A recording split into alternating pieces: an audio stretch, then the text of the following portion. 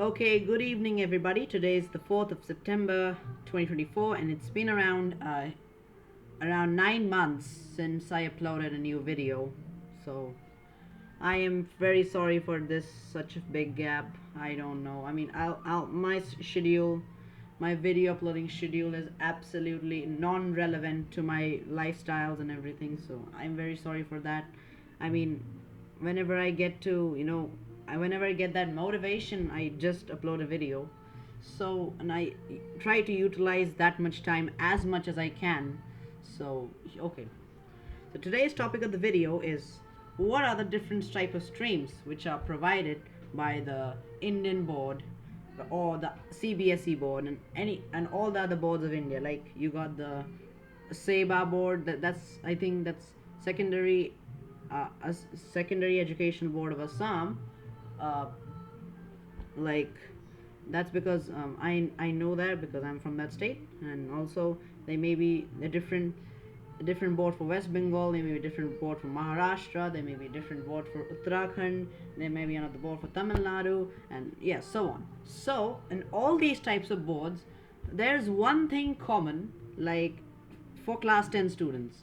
So when you get into class 10, so what happens is you get to choose from the three streams, as I'll talk later on.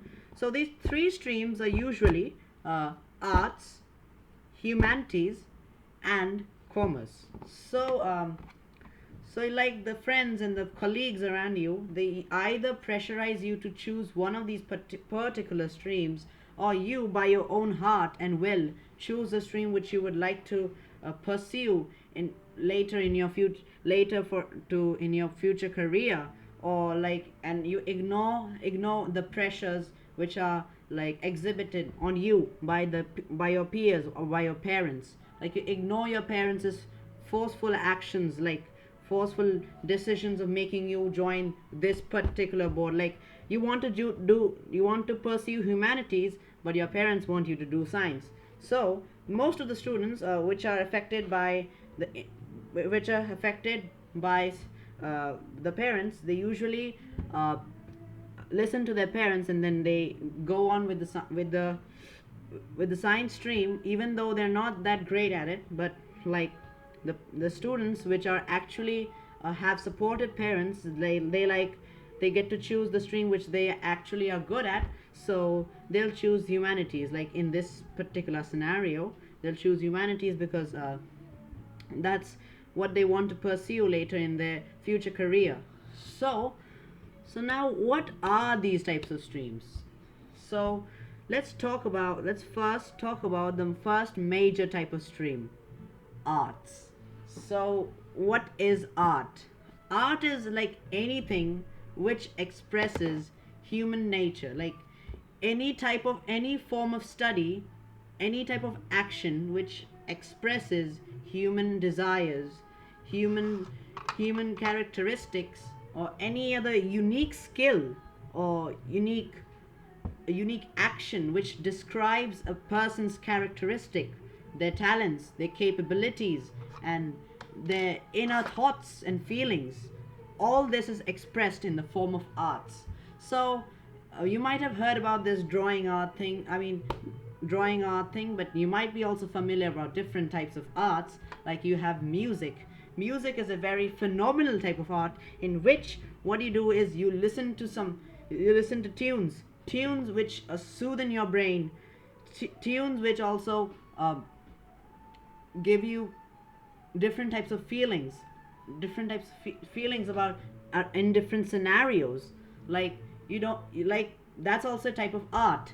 And then you have literature, English literature. It tells you about different types of stories. It expresses the author can express his feelings about a particular scenario.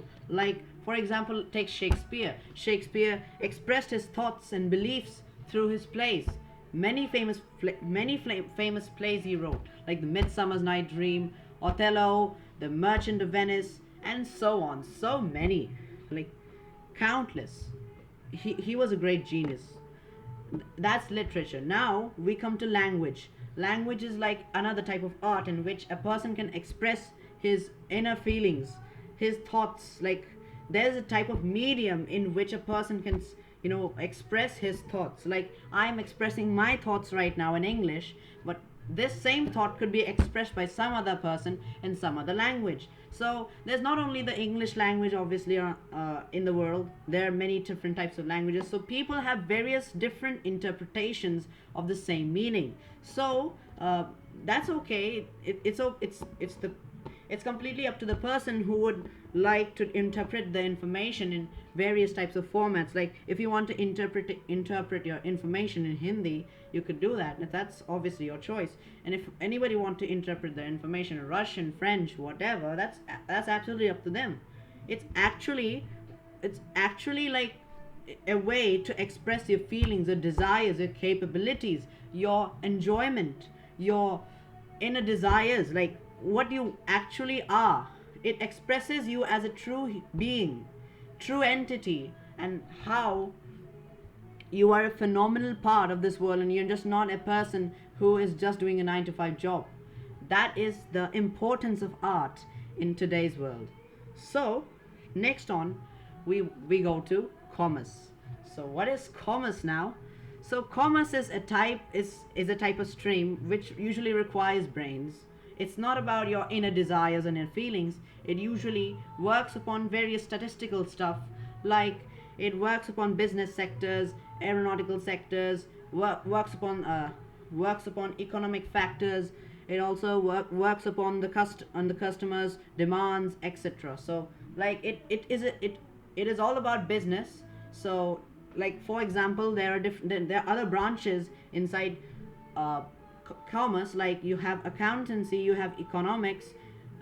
All these form the crux, the base of commerce. So yeah, so commerce is basically talking about business sectors. So like it talks about how you want to sell a particular product. So let's say I have this car, so I want to sell it to a particular person at a good price, and also I want to increase the production of this particular car and increase its profit sales all across, and all across the public, amongst the public, and have immense profits. So what I would like to do is like decrease the price initially, like decrease the price of this particular car, so that I can get initial demands from the customers. And then when these initial demands of the customers like reach to the general public, and they are aware about this new type of brand, we would start to initially increase the price from its starting price to a little bit higher price, and then slowly and steadily from this we'll both earn profits from the later sales, and we'll also earn a lot of customers who would buy this particular car. So that's how basically commerce works. And accountancy is nothing but managing money. How will you manage money effectively across your day-to-day life? So basically it's like you get a particular amount of money, say 10,000 rupees. You got to spend this 10,000 rupees in a particular month with enough money, enough food, and enough amenities to survive a particular month. So how would you divide this money in 30 days or a month? So that's the skills which are required by an accountant to pursue accountancy. So if we combine both the economical and accountancy factors, we get commerce. Commerce talks about how to manage money so that we can get profits and demands across the various business sectors. So that is commerce. Now on to the final stream. So we'll have a short break here. Okay, so now we are back from the break, and now on to the final academic stream, humanities. So let's talk exactly what humanities is. So as all the other disciplines we talked about earlier, like arts and commerce, humanities is also an academic discipline which includes certain forms of art as well. So it helps us study about human experience, and helps us know about their opinions and their opinions and radicalized mindsets about various types of people. So it's basically like you go to a person and ask him what is your mindset, what is your thinking about this particular group of people. So like it's like asking a particular person of a particular political party, like what is your viewpoint of this particular political party, another political party. So a worker who is a part of the A political party is asked by a journalist, what is your mindset about the B political party. So A would say some negative opinions about the B political party because he's usually the supporter of the party he is working for.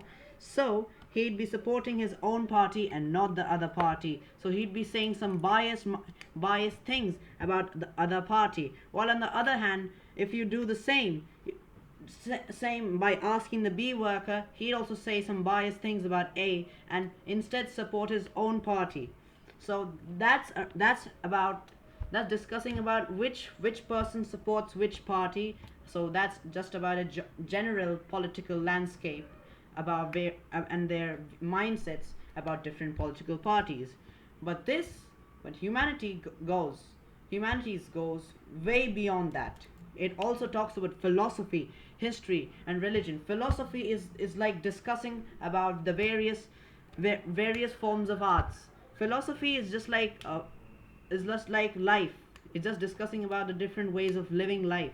It's like you just don't need to graduate, get a college degree, get a job, you do a 9 to 5 job, retire, and then die. That's the basic cycle of a average human being. But philosophy doesn't only talk about promoting this type of human life. It also talks about various aspects which can be applied into this human life.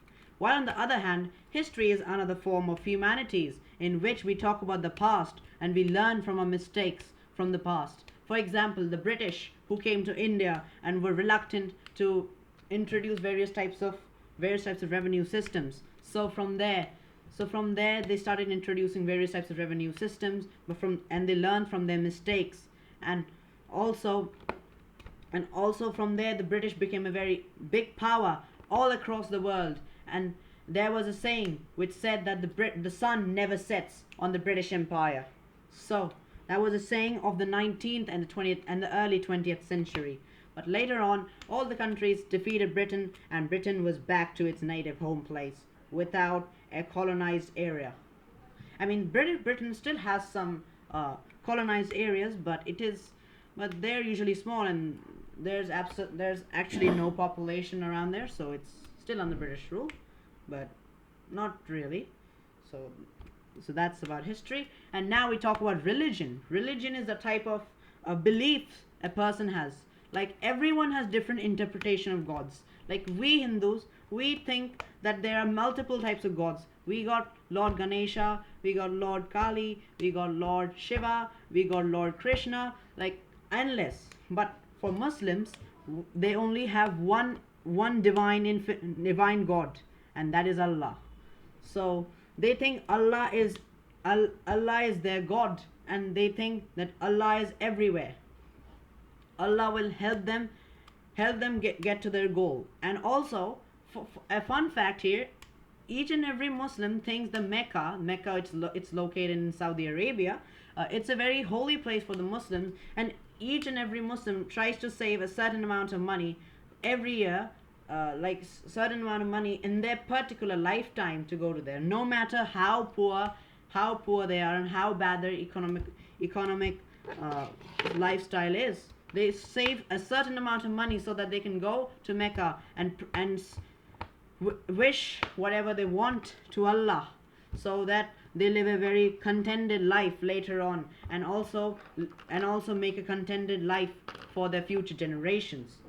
So that was about religion. And now humanities also discusses about understanding of the social and political changes around us. So it's like geopolitical situations in which various international countries are involved in various humanitarian crisis situations, like India and Pakistan were involved in the 1999 Kargil conflict, in which the major countries, the major superpowers like UK, US, were supporting Pakistan in the United Nations, but Russia used the veto power to decline the